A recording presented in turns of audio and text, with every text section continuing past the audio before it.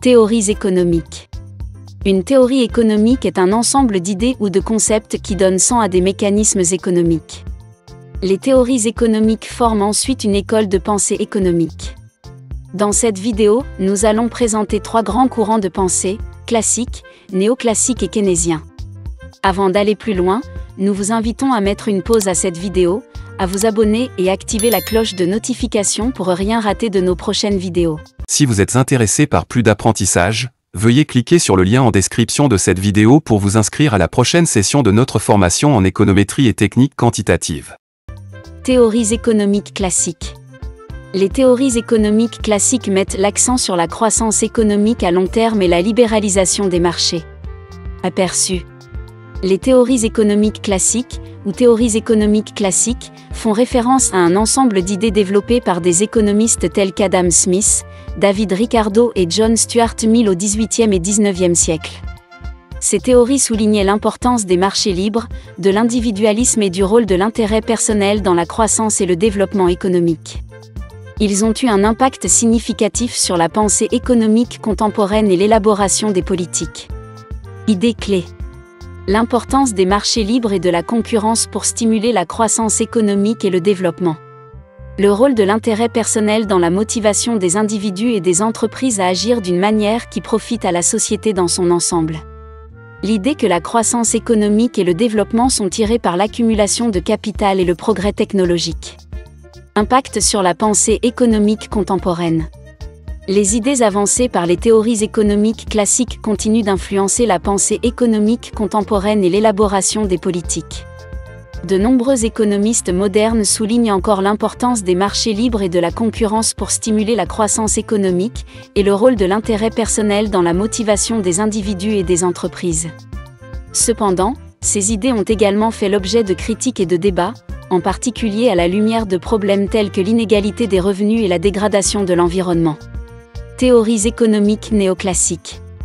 Les théories économiques néoclassiques, telles que celles de Milton Friedman, mettent l'accent sur la libre entreprise et la réduction de l'intervention de l'État dans l'économie, en soutenant que cela stimulera la croissance économique et réduira les inégalités à long terme. Contexte historique. Les théories économiques néoclassiques ont émergé à la fin du XIXe siècle en réponse aux critiques des économistes classiques. Les néoclassiques ont cherché à développer une théorie économique plus rigoureuse et scientifique en utilisant des mathématiques et des statistiques pour modéliser le comportement des agents économiques. Principaux fondateurs. Les principaux fondateurs des théories économiques néoclassiques sont Léon Walras, Alfred Marshall et William Stanley Jevons. Chacun a contribué à la théorie économique en développant des concepts tels que l'utilité marginale, la théorie de l'équilibre général et la théorie de la demande. Évolution des théories économiques néoclassiques. Au fil du temps, les théories économiques néoclassiques ont évolué pour inclure des concepts tels que la théorie des jeux, l'économie comportementale et la théorie de l'information. Les néoclassiques ont également influencé le développement de la macroéconomie et de la théorie de la croissance économique. Théories économiques keynésiennes.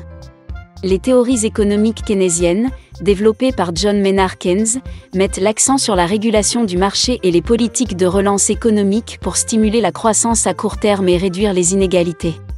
Elle met l'accent sur l'importance de l'intervention de l'État dans l'économie pour stabiliser la production et l'emploi. Cette théorie soutient qu'en période de récession, le gouvernement devrait augmenter ses dépenses pour stimuler la demande et stimuler la croissance économique. A l'inverse, en période de boom économique, le gouvernement devrait réduire ses dépenses pour éviter l'inflation. La théorie keynésienne a eu un impact significatif sur la politique économique moderne, en particulier en période de crise économique. De nombreux gouvernements ont mis en œuvre des politiques keynésiennes, telles que l'augmentation des dépenses publiques ou la réduction des impôts, pour stimuler la croissance économique et prévenir les récessions. Cependant, l'efficacité de ces politiques fait encore débat parmi les économistes. Pour bien s'approprier l'utilisation des outils statistiques sous plusieurs logiciels, nous vous invitons à prendre part à la prochaine session de notre formation en économétrie et technique quantitative. Cliquez sur le lien en description.